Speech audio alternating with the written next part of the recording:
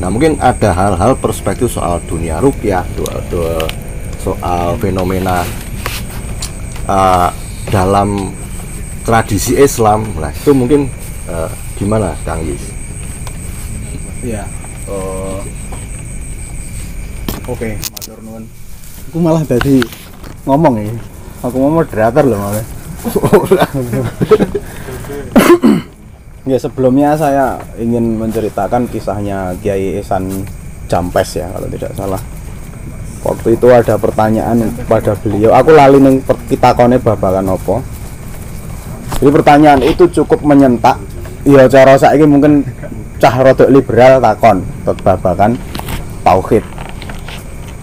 Nah itu terus Kiai Ihsan itu masuk ke kamar sebentar dan keluar iso jawab dan bisa nggawe sing takon iki mau lega. Tapi mungkin nanti bisa di-browsing soal kisah ini ya. Aku lali, aku soalnya kisah iki dulu sing cerita Kiai Mukhlis Hudaf waktu saya aliyah.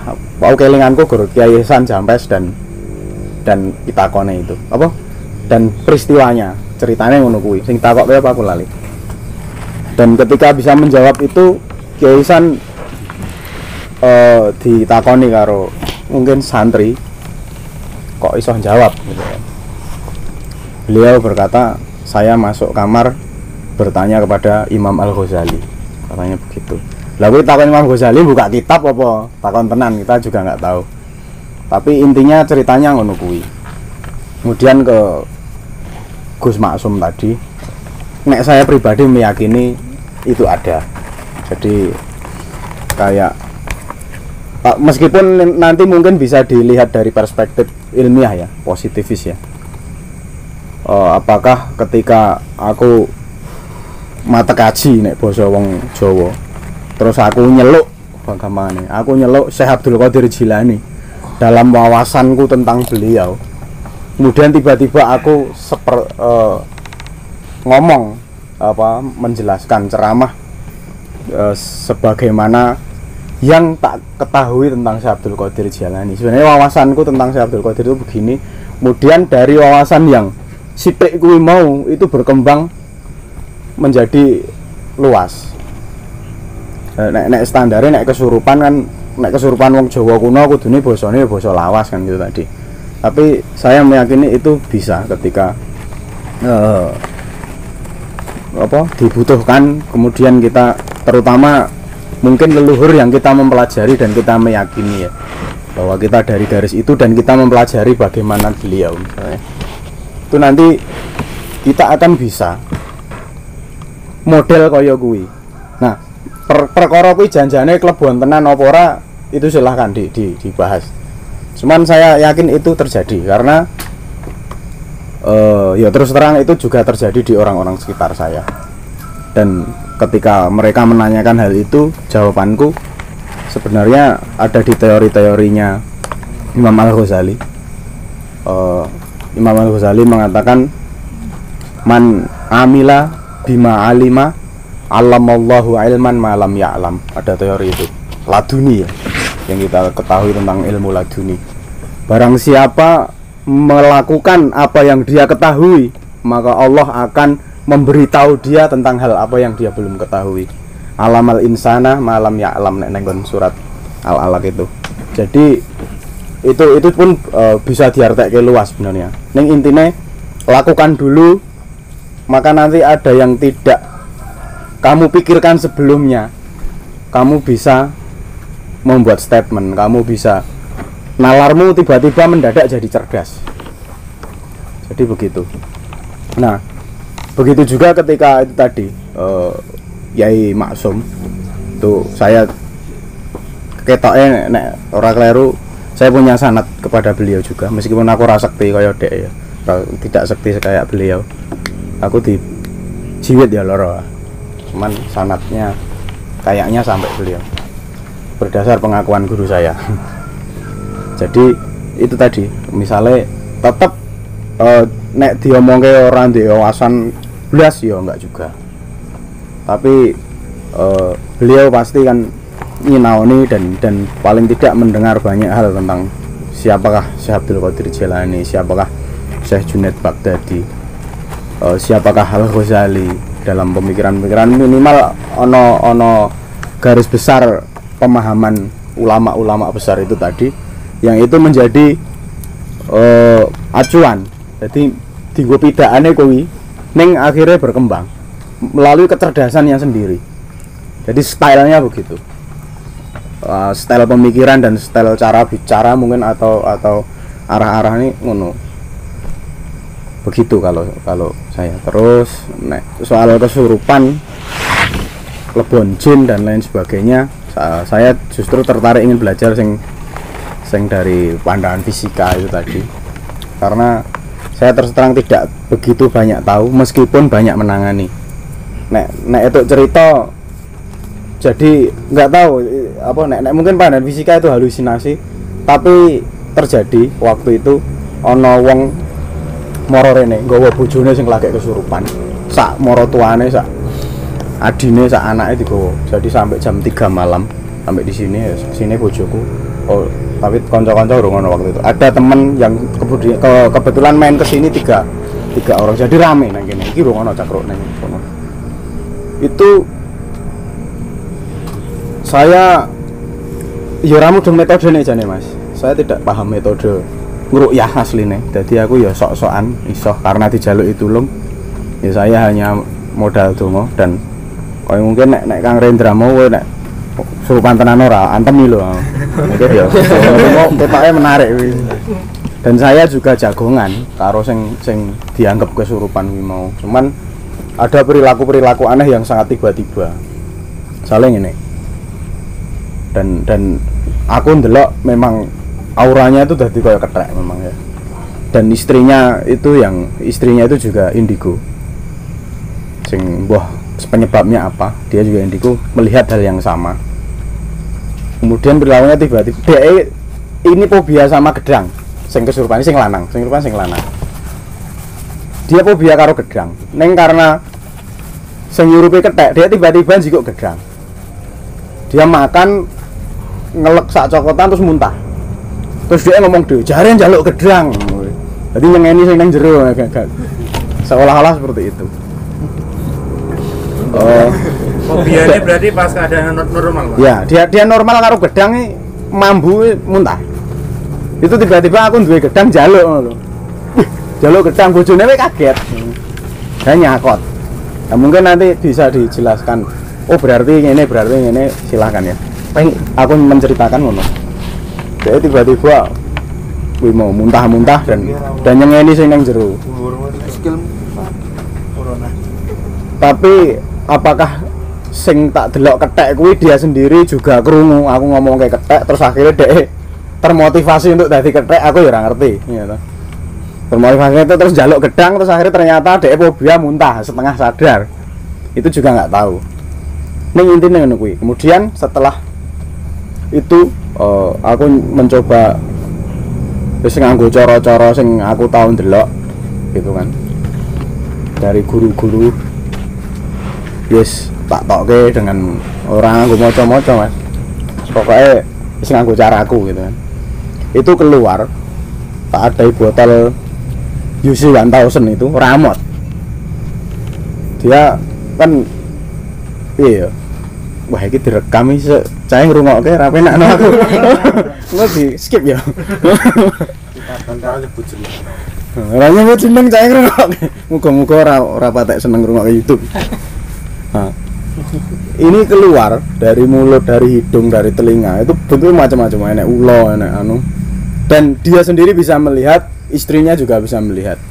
Ketika masuk ada UC itu bentuknya tadi kayak umbel meler kayak. Jadi kebakan delewer metune itu dadi blekotrok kayak jenang. Sing tak delok ya. Dan istrinya pun aku ora ngomong jane. Istrinya pun ngomong, "Kok dadine kaya ngono?" Kok dadine ngono kuwi. Nah, itu enggak tahu saya penjelasannya piye. Tapi akhirnya waktu itu ya malam itu selesai meskipun berapa malam berikutnya aku mat meneh. Tapi memang ya dasarnya bocah rada mboh lah. Begitu. Itu kalau pengalaman nangani kesurupan saya begitu. Terus nek sama Mbah Maksum tadi menurutku dan aku yakin ketika Kang Atar punya pengetahuan sedikit saja tentang misalnya sopo gitu ya, Brahma Kumbara atau apa nonton filmnya ya Saur Sepuh, terus kemudian bayang-bayang nggak tahu teman-teman ngalami nggak zaman dulu di sekitar sini Pengging Raya itu ono ndadek kayak gini ngalami bener. Jadi ndadek kayak ngerti ndadi ninja, ndadi ulo, ndadi singo ngalami jenengan. Itu di Pengging Raya itu terjadi. Waktu saya kecil aku ngalami kuwi dan kuwi sing odo-odo sapa maune ra ngerti. Aku reko-reko dadi ya, nek aku terus terang aku reko-reko dadi. Dan orang sing dadi liyane aku do wedi karena aku ngaku ngilmuku akeh. Jadi kowe kan terus ilmune akeh sapa lah nek sing ilmune luwih akeh kuwi sing pas dadi itu didemek setrum. Aku ngaku ngilmuku luwih akeh timbang sing gawe odo-odo kuwi. Dan ketakutan lah itu jojo ya acting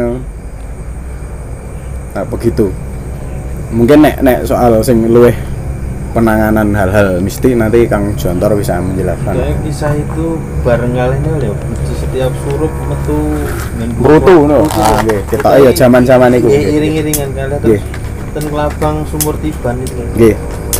Jadi waktu itu di Pengging Raya memang terjadi banyak hal aneh sama pengunjung brutu nang dhuwur wit napa niku brutu setiap malam dhuwur pucuk nggih mburi masjid Pengging niku nggih itu bentuk keris bentuk apa saking akeh itu semacam kewan sore kewan sambar moto itu akeh sampai bentuk tuh dulu terkenal itu Solo Raya zaman Allah salib ya begitu kira-kira ngono lah. Jadi mungkin langsung lanjut Kang Jontor. Mau Kang Jontor. Bismillahirrahmanirrahim. Assalamualaikum warahmatullahi wabarakatuh.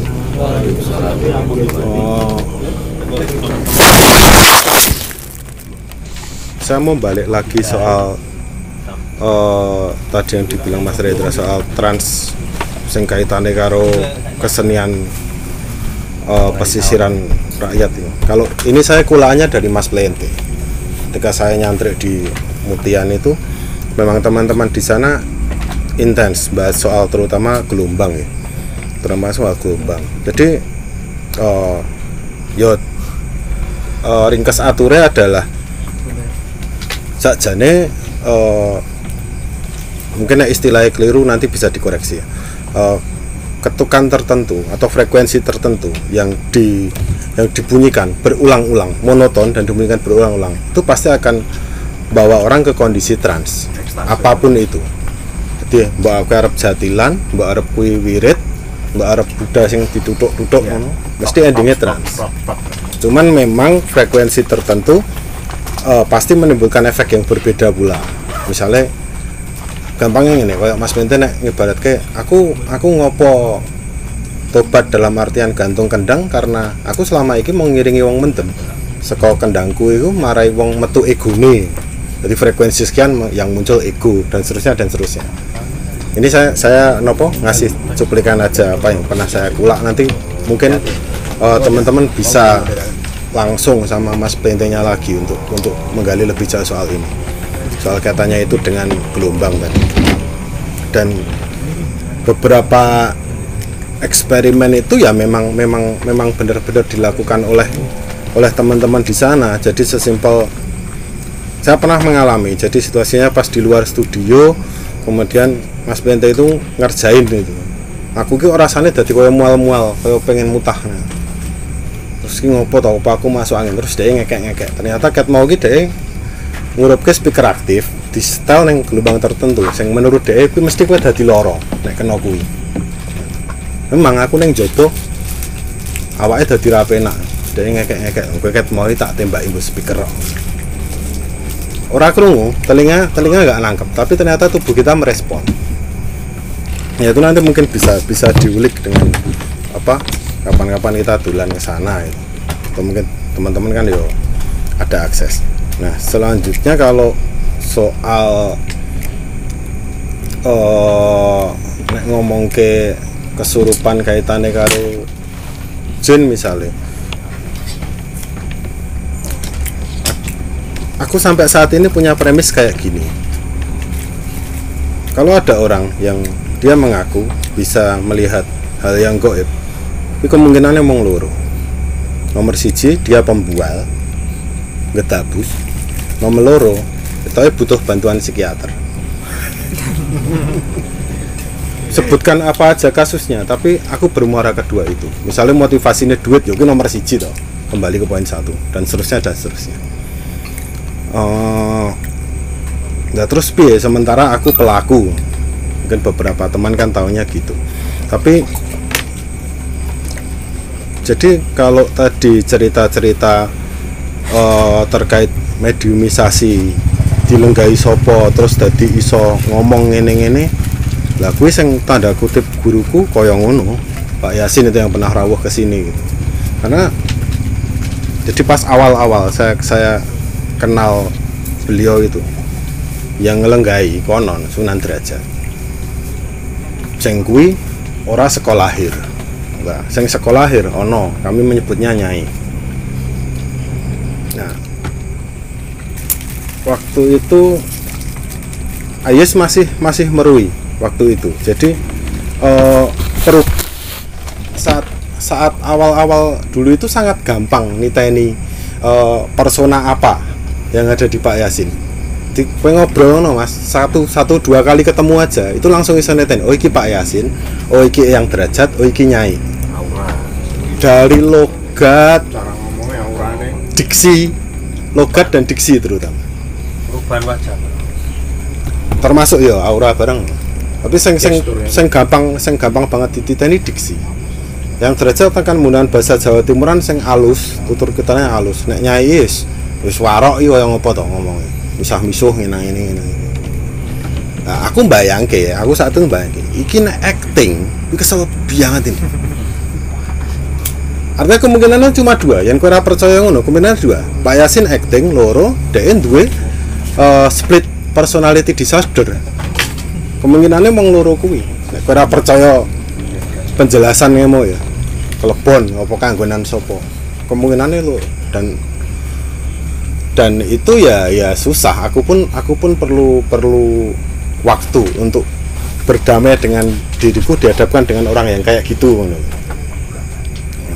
Sapa meneh semakin kesini kasus-kasus orangnya jadi tambah banyak nih, maksudnya nggak cuman dua tokoh itu tadi yang sangat gampang untuk diidentifikasi, bahkan ora sah wong indigo kowe ngerti ngono wih malih. Tapi kan dadi repot ketika muncul Eyang Kali, muncul Pangeran Sambernyawa. Ki aku ya kadang ya bingung karena aku ora iso ndelok. Karena aku ora iso ndelok sing sejati iki piye. Nah, sialnya kayak gini. Terus apakah ku iso ditonton karo wong sing indigo misalnya? Nah, aku ditakoni apakah wong indigo ki enek? Cuman aku berani bertaruh. Kumpulkan wong-wong sing kowe ngertian dhek indigo, entah ket lahir, entah karena ilmu atau piye. Klumpukno jejer ngene iki. Terus kon nonton apa sing ana ning aku. Beda-beda. Mesti jawabannya beda. Ono beberapa mungkin sing podo, tapi orang mungkin kabeh sepakat. Nah, soal ini penjelasan versi Pak Yasin soal ini. Kenapa yang dilihat itu selalu berbeda? Lapisan gaib ki ono 7.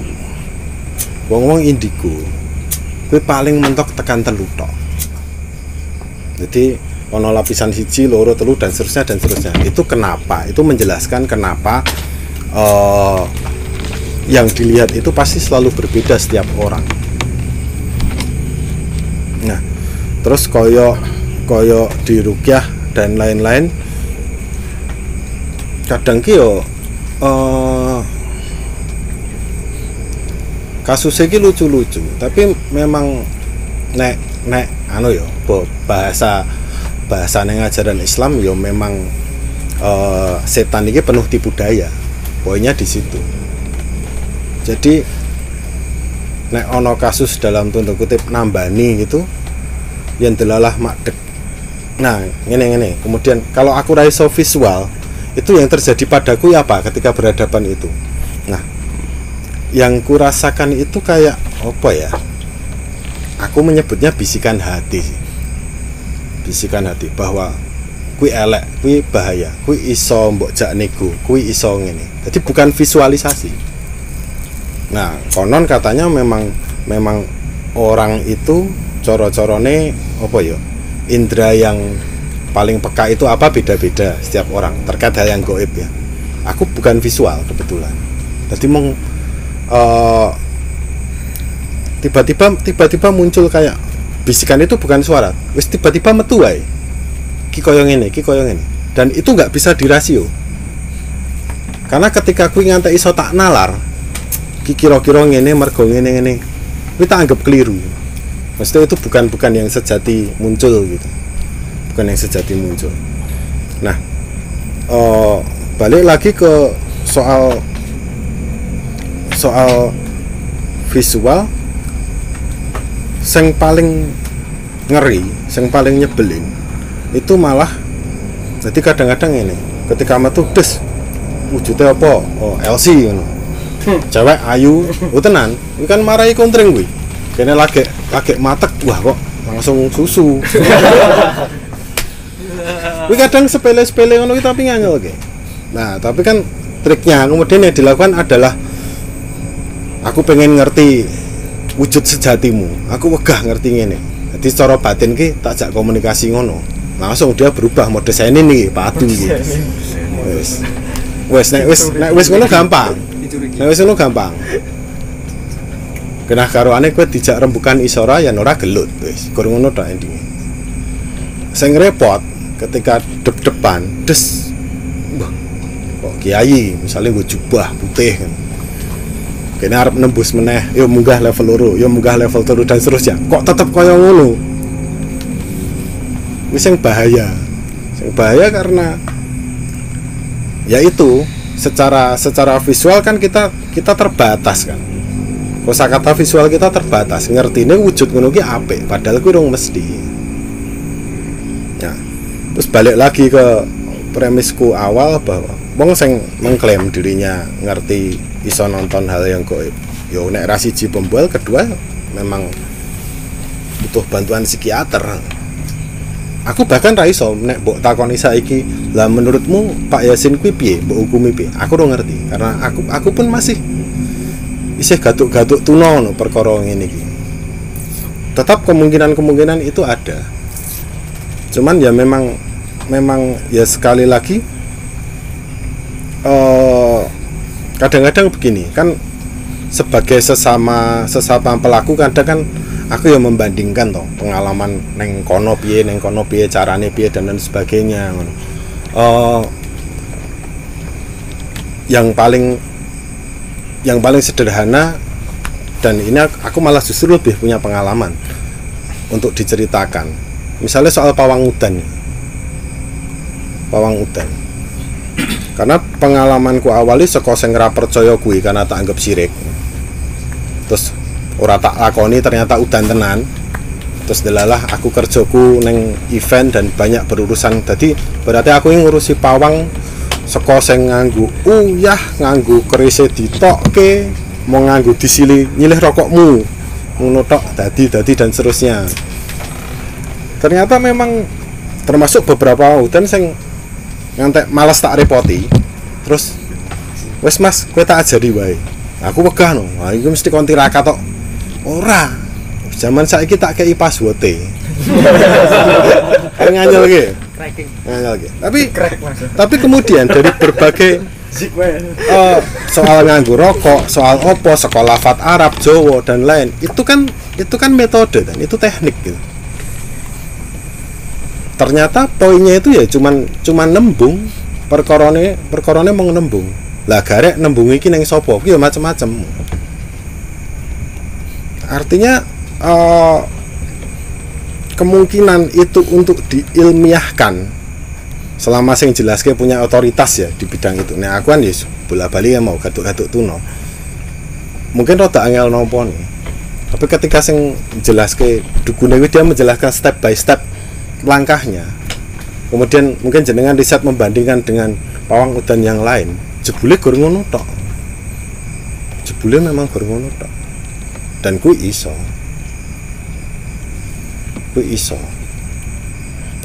Mong perkara tekniknya macam-macam. Ono sing jadi yang kadang keliru itu kan pawang udan itu wong ngertine pengendalian air. Padahal itu pengendalian udara sebenarnya. Aslinya pengendalian udara. Akeh pawang udan sing tak ngerteni, itu pengendali udara, bukan pengendali airnya. Termasuk gini. Jadi ono kan sing diudan gesek, kuwi tetep pengendalian udara. Jadi bicarane hawane dadi panas sehingga dia tetap bertahan jadi awan atau dijatuhkan dulu. Endingnya tetap pengendalian udara. Mengatur ketekanan ya. Heeh. Kan mau soal ngono lho. Kuwi kan secara ilmiah udan ki terciptane piye lah. Pawang udan itu memanipulasi itu. Ngakali. Njaluk tulunge sapa? Takono dukune dhewe. Tapi itu secara apa? Ilmu pertahanan positif itu iso dioyak ngono lho. Iso dioyak. Nah, kaitannya karo sapu diwalik. Ya. Sapu Aku kan teknik, Bro. Oh, iya. Kuwi perkara teknik. Dadi saka sapu diwalik, aku wis kabeh tak lakoni. Sapu diwalik, lombok. Sempak. Nah, kayak ini ya sempak ya, kayak mundur gendang ya kayak. Termasuk gini, ketika aku rodok ngawur. Jadi ceritanya ada orang yang minta rekomendasi pawang udan. Lah mungkin karepe adalah kontakon aku ben dikontakne sapa ngono. Gandeng aku ngerti misalnya kowe, ning kowe ra duwe nomorku ngono. Langsung, "Nggih Mas, niki Mas anak nggih kula Hanan Mas, bla bla bla bla bla." Lah acarane kapan? Ngono. Tak tandangi dhewe. Ya ora udan. Kowe arep diarani kebetulan aku ya matek aji ngono lho. Nek diarani kebetulan ya wong kene ukur ngawur karepe mace kowe. Tapi itu tadi, maksudnya cara kerjanya itu kalau saya menggunakan analogi pawang udan itu sakjane iso ngono lho. Bakal ono titik temune. Bisa Nah, diilmiahkan. Iya. Nah, kemudian kan nek misale santet. Nah, monggo misalnya teman-teman sing do mengkaji fisika kuantum misalnya. Pertanyaannya jadi apakah teleportasi kuwi secara fisika kuantum mungkin ora to? Teleportasi gitu. Materi pindah. Son Goku. Nah. Kuwi mungkin ora. Karena ketika itu ditemukan penjelasan ilmiahnya meskipun dulu teruji ya metodenya kaya piye tapi secara teori kuwi iso yo wis rampung yang terjadi pada mbah-mbah kita biyen sing iso ngilang atau Kage Bunshin di Naruto Raga Sewu ning Jawa ngono lho. Jumatan yang Mekah. Nah, ngono-ngono kuwi.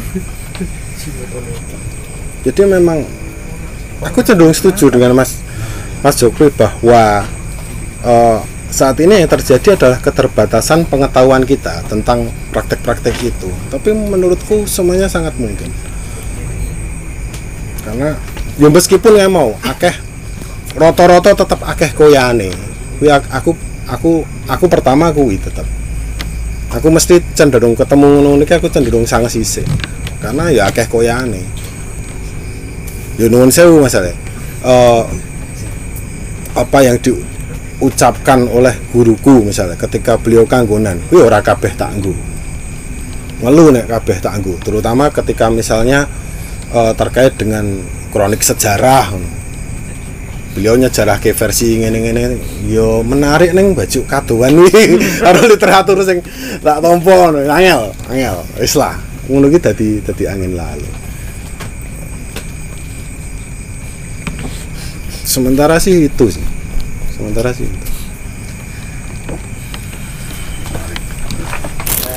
Udan itu ada juga pengalaman juga ya. Itu aku. Tapi sing ngajari aku. Jadi terserah itu dianggap imajinasiku atau apa. Jadi itu pengetahuan otak-atik gadok saya tentang hujan. Aku ngomong ke tasawuf obrolan dengan koncone awake dhewe ning delalah bengi kira teko. dan dia sudah mempraktekkan. Dan terakhir malam minggu pon sing dudu sing wingi sing sadurunge itu kan enggak hujan berhenti itu memang tak bisiki ya, tugasmu nembung udan ya. Nek sing wingi memang delalah aku ya ora pengen ngendek udan, dan wis dia juga ngomong ya wis ben gitu. Jadi memang tidak ditembung. Nek sing sadurunge ditembung dan hujan berhenti. Nek sing do kelingan minggu pon yang lalu itu juga hujan sebenarnya, tapi mandek delalah. Ya, hutan general kan. Pas aku teko. Ya. Itu jadi saya menjelaskan tentang kronologi semesta dalam pengetahuan tasawuf, yang mana dalam keyakinan sing aku mempelajari dan meyakini itu kan berasal dari Big Bang Nur Muhammad itu. Jadi bermula dari cahaya Nur Muhammad, kemudian jadilah alam semesta. Artinya semesta itu satu. Semesta itu ya Nur Muhammad itu sendiri, itu eksistensi menjadi menggumpal, menjadi serpihan, menjadi sesuatu itu kan awalnya dari satu hal. Nah, kemudian manusia itu kodratnya adalah khalifah kan begitu. Maka ketika manusia itu khalifah, dia memegang wewenang tangan panjangnya Tuhan untuk ngurusi alam semesta. Jadi otak adekku kan ngono. Berarti nek awakmu khalifah, kuwi udan iso mbok kongkon. Jadi saya ngomong kepada dia ini, koncone awake dhewe iki, udan iso mbok kon berarti. Carane piye? Ya itu. Bihaqi Nuri Muhammad kan. Jadi nyebut dengan haknya Nur Muhammad. Cikal bakal semesta. Aku khalifah Gusti Allah. Udan, nah cara Jawane ngono lah, ning aku lali bahasaku ya kan piye. Nek udan saiki iki dienggo maslahat, tak jaluk sumingkir. Dia sudah mempraktekkan mungkin lebih dari 4 atau 5 kali dan itu berhasil. Terakhir sing wingi kae. Terakhir sing minggu pon tapi sing lalu, bukan sing kemarin. Nek wingi udan terus tenan nek wingi. Yang lalu itu dan itu terjadi. Masalah ilmiah apa orane aku ora ngerti. Itu sing odo-odo aku, dia yang mempraktekkan dan dia berhasil. Dhek dhewe wedi, maksudnya ketika terjadi untuk yang kedua kalinya dia ndredeg. Karena yang dia lakukan itu terjadi, dia ndrodok dan terus mororene laporan. Ketika laporan ya wah berarti awakmu iso berhasil. Aku ngono tok. Aku dhewe urung tahu. Jajal mikir wae ora gagas aku, karena bagi saya hujan itu ya berkah. Tapi saya yakin kanca-kanca juga mengalami ketika di jalan ini mau hujan atau mendung, itu kemudian ngrentek ning ati mbah ndonga, mbah ngomong ngomyang, mbah ndleming. Iki aja udan sik sadurunge aku tekan kono. Saya yakin kanca-kanca mengalami itu. Dan saya yakin oke berhasil. Nggak tahu, kalau belum pernah mencoba silahkan besok dicoba. Mas Sarono pasti pernah kan. Jadi, nah yang seperti ini piye? Aku ya ora mudeng. Maksudnya jagongan kok karo semesta gitu kan. Kusen, aku nek udan ku nek wis tekan ngendi ngono atau aku nggawa barang. Saya sering banget karena dulu saya kan nggawa barang dagangan yang jika kena air hujan itu rusak. Tapi itu sudah tidak saya lakukan sejak setahun atau 2 tahun terakhir karena nek ngantek ora udan sumurku asap. Itu karena sejak saat itu saya insaf saya pokoknya udan ini tak tompol dengan senang hati karena iku ngisi banyu sumur. Jadi yang saya lakukan sekarang, saya neng motor itu ono plastik gede. Jadi kuwi ngadai kethek papat sedeng lah. Ngadai menungso pun sedeng, plastik gede kuning itu di tas saya itu. Kemudian dan mantol. Jadi itu tak cepake neng kono ketika ketok mendung atau gerimis, wis tak lebokke. Aku terima udan-udan, sing penting barangku selamat. Dan saya tidak pernah lagi ngomong udane engko mbok tekan kono, mbok tekan. Nek dulu sangat sering. Itu sering banget. Dan itu terjadi. Apa pas goncengke pisang misalnya tekan Solo Baru goncengan cah loro tok nyone Mbah Buyute Wisang itu sampai saya mampir ke Istana Herbal sing Ibeng mau mampir mau kae. Saya golek titipane Mbah Buyut karena sepuh butuh asupan herbal gitu. Di situ mendung gerimis dan aku nggawa cah cilik udane wae nek iso sing tak lewat pas aku lewat udane mandek. Itu terjadi. Dan itu nggak tahu apakah dianggap piye ya apa ya kebetulan yang keseringan nek aku ngono kuwi. Bagi saya kebetulan, saya meyakini kebetulan tapi terlalu sering. Begitu Mas. Kuwi nek ngomong ke udan ngono kuwi. Mungkin Mas Jopri bisa kuwi enek ilmahe piye apa ya wah kuwi lebay ngono. Ya ora apa-apa. Ngoten. Oh, satu lagi. Aku pernah ngalami ini Mas. Mungkin wis tahu tak share ning beberapa konco. Jadi saya wis mbola aku sakit jiwa mungkin waktu itu terserah, tapi hanya beberapa detik. Aku ngalami dari SMP 2 Teras sampai ke Bangjo Jalinan itu paling pinten meter ya 200 meter paling Mas. Aku ngalami di jarak itu rumangsaku semua kendaraan itu sangat lamban. Tak delok pandem sepedoku itu hampir tekan 100 km per jam. Rumangsaku, aku nyalip nu penak banget. Dan ketika sampai di Bangjo itu selesai. Jadi rumangsaku, loh, kok do mandek gitu. Jadi dengan kecepat tak delok pandem secepat itu, aku ngelisip itu koyo anu banget, lancar dan ending gitu.